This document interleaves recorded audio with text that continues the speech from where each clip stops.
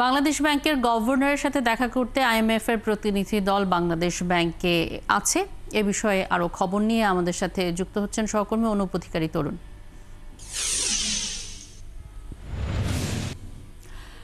তরুণ, এর আগের ঘন্টায় জানিয়েছিলেন যে বৈঠকটি চলছে, বৈঠক কি শেষ হয়েছে কিনা, সেখানকার সবশেষ কি খবর আছে আপনার কাছে?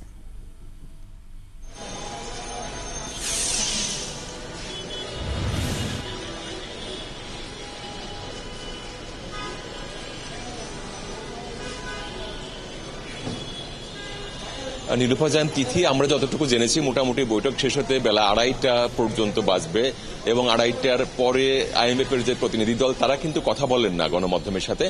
বাংলাদেশ ব্যাংকের যিনি মুখপাত্র আছেন হোসনে আরা শিখা, তার সঙ্গে কথা বললে আমরা জানতে পারবো আসলে আজকে কোন কোন বিষয় নিয়ে কথা হলো এবং কতটুকু অগ্রগতি হলো।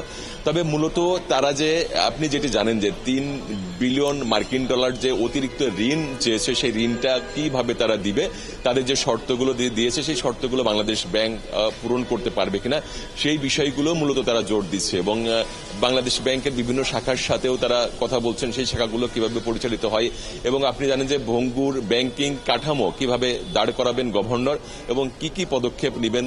এর মধ্যে অনেকগুলো ব্যাংকের বিশেষ করে পরিচালনা পরিষদ সেইগুলো ভেঙে দেওয়া হয়েছে, নতুন পরিচালনা পরিষদ গঠন করা হয়েছে, সেই সব বিষয়গুলো তারা দেখছেন এবং আপনি জানেন যে এখন ব্যাংকিং খাতে গ্রাহকের আস্থার সংকট চলছে, সেই আস্থা কিভাবে ফিরিয়ে আনা যায় বা কোন পদক্ষেপে বাংলাদেশ ব্যাংক আগাবে সেই সব বিষয়গুলোই মূলত তারা খতিয়ে দেখছে। তবে সবচেয়ে আপত্তির কথা তারা যেটি জানিয়েছে, কালকেও যেটি বলেছিলেন আজকেও সেই বিষয়টা আমরা জানতে পেরেছি, কোলিং পেগ পদ্ধতিতে যে ডলারের রেট নির্ধারণ সেটি নিয়ে তারা একেবারে আপত্তি জানিয়েছে। তারা বলছেন যে ডলারের রেট নির্ধারিত হবে বাজারের উপর, বাজারের যে দাম সেই দামের ভিত্তিতে, অর্থাৎ ক্রেতা বিক্রেতা ব্যাংক বা খোলা বাজার যেখান থেকে ডলার কেনা বেচা হোক না কেন সেটা বাজার রেটের উপর ছেড়ে দিতে হবে।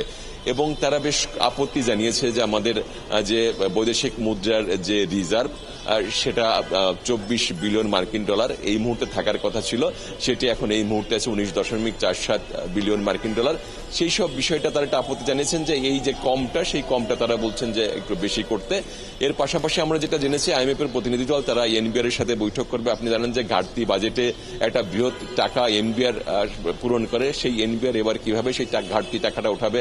এর পাশাপাশি ভর্তুকি, বিশেষ করে কৃষি ক্ষেত্রে ভর্তুকির পরিমাণ তারা কমানোর কথা বলে। সবকিছু মিলে আসলেও তারা চেষ্টা করছেন যে তারা তাদের যে শর্ত সেই শর্ত যদি পূরণ করে তাহলে বাড়তি 3 বিলিয়ন ডলার দেবে। তবে কালকে গভর্নর মহোদয় কিন্তু বলেছিলেন যে তাদের যে শর্ত সেই শর্ত তারা বাংলাদেশ ব্যাংকের সেই সক্ষমতা আছে শর্ত পূরণ করার। তবে যদি 2:30-3টা পর্যন্ত এই বৈঠক চলে, তারপরে আসলে তারা বের হলে যদি আমাদের সাথে কথা বলেন তখন আসলে বিস্তারিত আমরা জেনে আপনাদের জানাতে পারবো।